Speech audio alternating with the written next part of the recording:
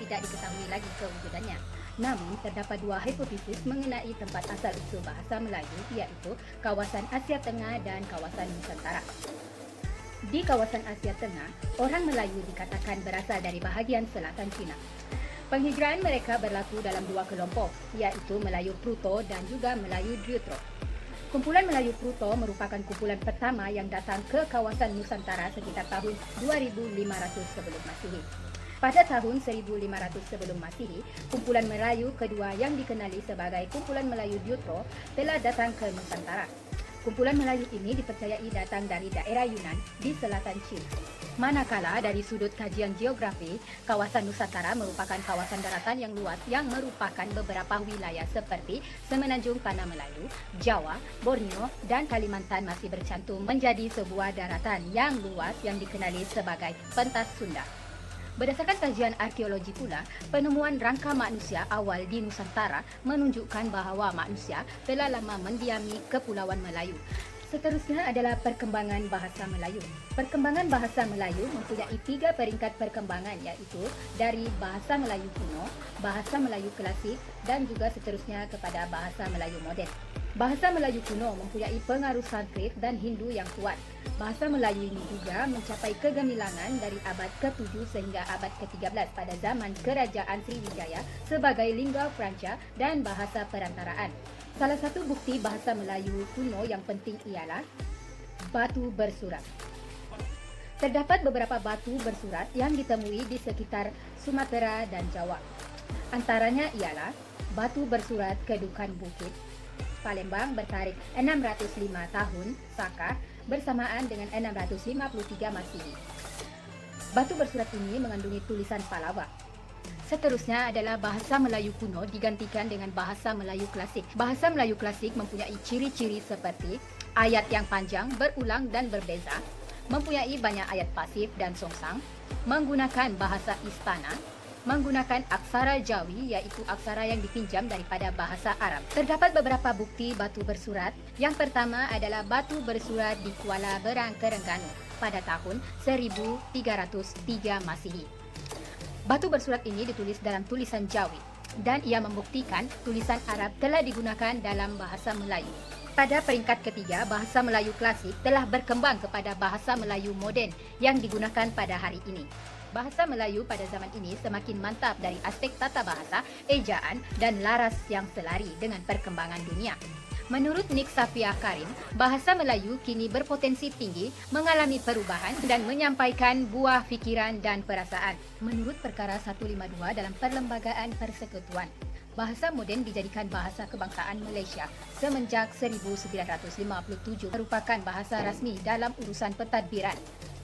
Seterusnya adalah keistimewaan dan keunikan bahasa Melayu. Bahasa Melayu digunakan sejak kurun ke-13 dan merupakan bahasa perdagangan lingua franca. Bahasa Melayu juga merupakan bahasa utama dunia. Ia mempunyai 2 jenis tulisan iaitu tulisan Bumi dan tulisan Jawi. Bahasa Melayu mempunyai lebih 7,000 perkataan yang tidak ada dalam bahasa Melayu. Bahasa Melayu juga mempunyai kehalusan dan keindahan bahasa dari segi peribahasa, pantun dan lain-lain. Selain itu, bahasa Melayu juga mempunyai keistimewaan seperti merupakan lambang jati diri dan imej negara. Okey, untuk kedudukan bahasa Melayu dalam Perlembagaan Persekutuan Malaysia pada hari ini sangat-sangat kukuh. Jadi, dia ada 3 perkara ataupun kedudukan istimewa bahasa Melayu di sisi undang-undang, iaitu Perkara 152, Akta Bahasa Kebangsaan 1963 dan Akta Pendidikan 1996. So di sini saya akan menyentuh perkara 152 sahaja. Apakah yang dimaksudkan dengan perkara 152? Perkara 152 ialah bahasa Melayu diangkat sebagai bahasa kebangsaan dan bahasa rasmi negara, dan bahasa-bahasa lain juga boleh dipelajari dan diajar sahaja. Okey, baik. Kenapa saya mengatakan bahasa Melayu dalam Perlembagaan Persekutuan Malaysia pada hari ini sangat-sangat kukuh? Kerana bahasa Melayu adalah asbab kepada pembentukan tanah Melayu yang merdeka pada masa dahulu. Semasa proses pembentukan, Majlis Raja-Raja Melayu bersetuju menurunkan tanda tangan penyerahan kuasa kepada sistem demokrasi dengan diberi pilihan bersetuju 4 perkara, dan salah satu daripada perkara tersebut ialah bahasa Melayu sebagai bahasa kebangsaan, dan yang lainnya pula adalah agama Islam sebagai agama persekutuan, hak-hak Raja-Raja Melayu, dan hak-hak orang-orang Melayu melalui perkara 153. Jadi itu sebablah kenapa bahasa Melayu ini sangat penting di Malaysia, dan bahasa Melayu ini tidak boleh dikubah ataupun dipetikai oleh mana-mana pihak. Dan bahasa Melayu ini juga hanya boleh digugurkan melalui Majlis Raja-Raja Melayu sahaja. Tapi tidak mungkin kan Majlis Raja-Raja Melayu menggugurkan bahasa Melayu ini, kan? Oke, seterusnya kepentingan bahasa Melayu kepada umum. Jadi, apakah kepentingan bahasa Melayu ini kepada masyarakat? Jadi, dia ada 3 kepentingan bahasa Melayu kepada umum, dan salah satunya ialah sebagai kepribadian diri. Bahasa Melayu ini adalah lambang kebebasan dan penyatuan yang menjadikan sebab kita merdeka pada hari ini. Perkara ini pun telah diceritakan dalam perkara 152 yang mengimbau sejarah penaklukan tanah Melayu pada masa dahulu, dan bahasa Melayu itu dijadikan satu perjanjian dengan kuasa barat untuk kita bebas daripada dijajah. Yang kedua ialah sebagai asas perpaduan negara. Bahasa Melayu ini berperanan untuk menjadi bahasa yang cemerlang dalam pembinaan negara bangsa Malaysia yang berjaya.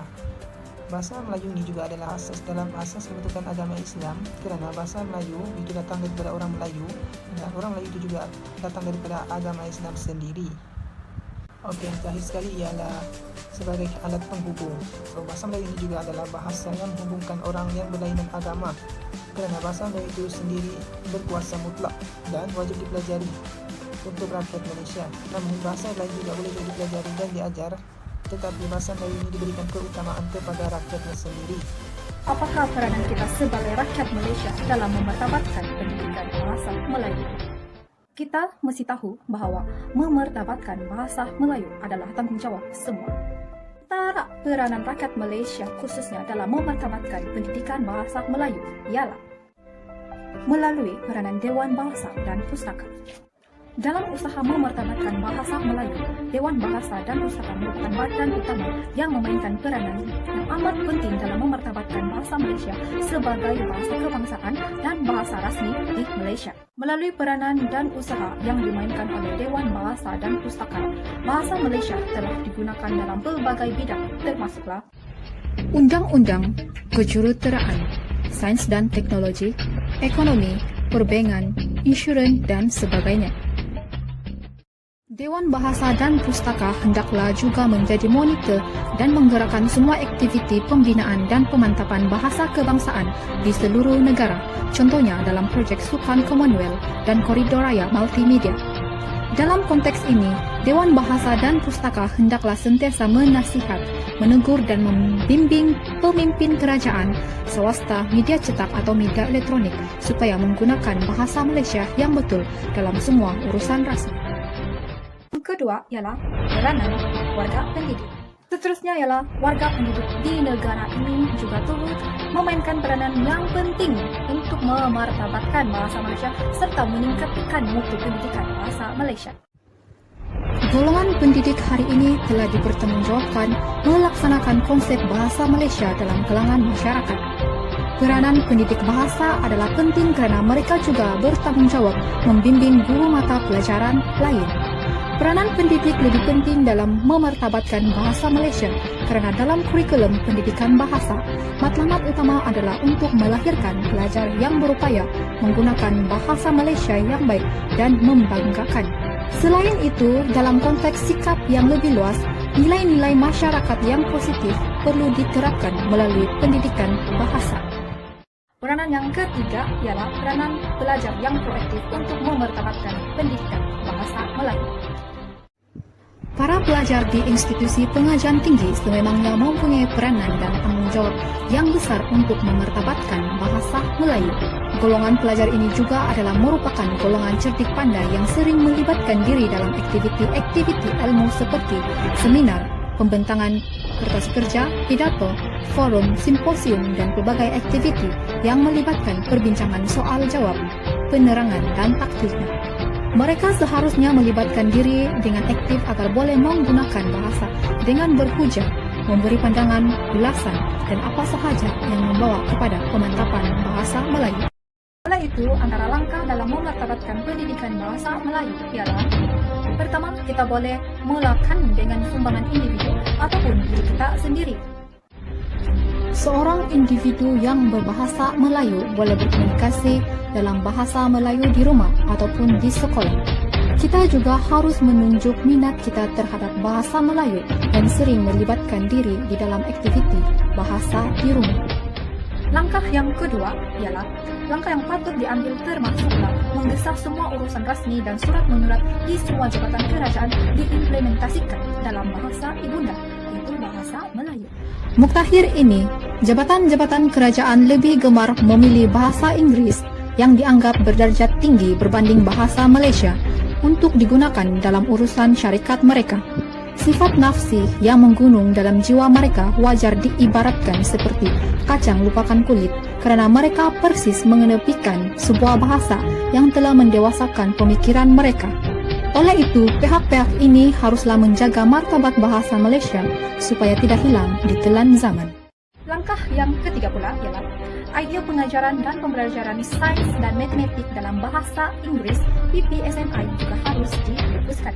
Sifat dominan bahasa Inggris dalam kehidupan kita tidak harus dinafikan, tetapi langkah ini dilihat berpotensi memadamkan kegemilangan bahasa Malaysia di peringkat lokal. Jika teras pentadbiran turut dilaksanakan dalam bahasa asing, tidak mustahil pada suatu era nanti, generasi akan datang tidak mengenali lagi perkataan Melayu.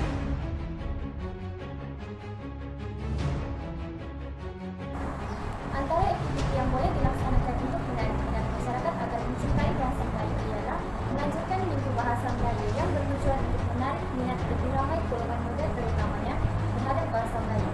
Minggu Bahasa Melayu boleh dianjurkan oleh pihak sekolah, pihak kerajaan dan pertujuan bukan kerajaan dengan menjadikan golongan muda seperti pelajar dan golongan belia sebagai sasaran utama. Antara aktiviti yang boleh diadakan sewaktu Minggu Bahasa Melayu ialah pameran buku, foto booth, hasil seni dan sebagainya. Selain itu, kempen juga boleh dilaksanakan oleh badan bukan kerajaan bertujuan untuk mendedahkan bagi masyarakat terhadap kepentingan bahasa Melayu dan pendidikan bangsa Melayu. Kempen bukan saja boleh dilaksanakan oleh pihak kerajaan, tetapi juga oleh badan bukan kerajaan dan media massa, dengan menjadikan golongan muda sebagai sasaran utama. Antara kempen yang boleh dilaksanakan ialah kempen kepentingan bahasa Melayu, keunikan bahasa Melayu dan sebagainya. Seterusnya, di peringkat sekolah rendah, sekolah menengah maupun institusi pengajian tinggi, aktiviti berpidato sangatlah membantu dalam menarik minat masyarakat untuk mencintai bangsa Melayu. Aktiviti berpidato boleh dilaksanakan di peringkat sekolah rendah, sekolah menengah dan institusi pengajian tinggi yang bertujuan untuk memberi pendedahan awal kepada golongan muda. Selain itu, ia juga bertujuan agar anak muda tahu akan kelainan bahasa Melayu. Di samping itu, dalam usaha untuk menarik minat masyarakat agar mencintai bahasa Melayu, peranan Dewan Bahasa dan Pustaka juga sangat penting, yaitu dengan menerbitkan lebih banyak buku sastra maupun ilmiah dan juga fiction. Dewan Bahasa dan Pustaka berperanan dalam menerbitkan lebih banyak buku bahasa Melayu yang bertujuan untuk memastikan bahasa Melayu tidak dilupakan dan pupus dalam dunia moden.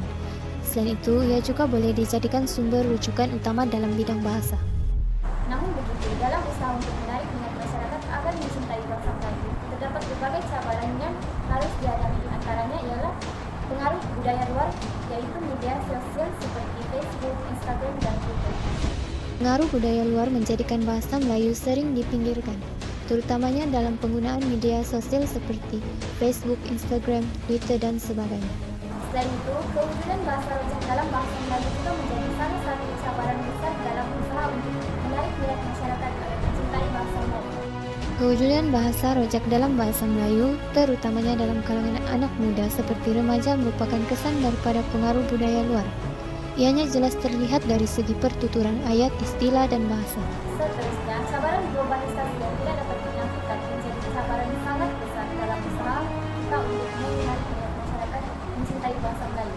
Dunia kini berada dalam fasa pemodernan di mana kemajuan teknologi berlaku menjadikan teknologi maklumat sangat penting dan gaya hidup masyarakat juga berpandukan budaya luar. Di samping itu, persepsi masyarakat juga menjadi salah satu faktor yang menjadi cabaran untuk menarik minat masyarakat kerana persepsi masyarakat mempengaruhi anak muda terutamanya dalam usaha untuk mencintai bahasa Melayu. Didikan dari rumah yaitu mendidik anak bertutur dalam bahasa Inggris sekaligus menjadikan bahasa Inggris sebagai bahasa utama dalam berkomunikasi. Dan akhir sekali, kurang galakan dari pihak kerajaan yaitu pihak yang sepatutnya memberi dorongan kepada masyarakat untuk mencintai bangsa Melayu. Galakan dari pihak kerajaan dapat dilihat di peringkat sekolah menengah maupun di peringkat institusi pengajian tinggi.